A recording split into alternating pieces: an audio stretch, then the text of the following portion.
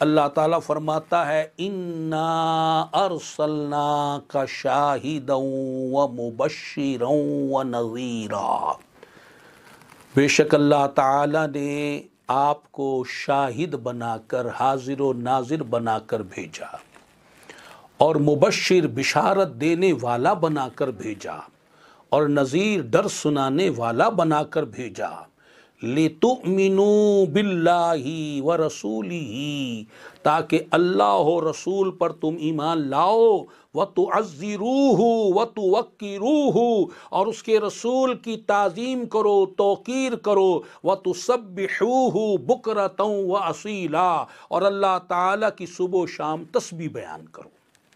اس آیت مبارکہ پر غور کریں، کیا اس میں ترتیب بیان ہے؟ یہ ترتیب اللہ تعالیٰ نے ہمیں سمجھا دیا۔ فرمایا پہلے ایمان کی بات کی، ایمان کے بعد تعظیم رسول، توقیر رسول صلی اللہ علیہ وسلم کی بات کی، اس کے بعد اپنی تسبیح عبادت کی بات کی۔ اس سے پتہ چلا کہ ایمان کے بغیر نہ تعظیم رسول قبول ہے اور نہ عبادت الہی قبول ہے، اور تعظیم رسول کے بغیر عبادت قبول نہیں ہے، اور تعظیم بغیر محبت کے نہیں ہوتی۔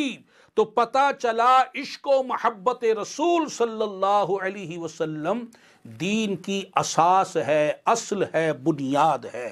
نماز اچھی، روزہ اچھا، زکوٰۃ اچھی، حج اچھا، مگر میں باوجود اس کے مسلمان ہو نہیں سکتا، نہ جب تک کٹ مروں میں خواجہ بطحا کی عزت پر، خدا شاہد ہے میرا کامل ایمان ہو نہیں سکتا۔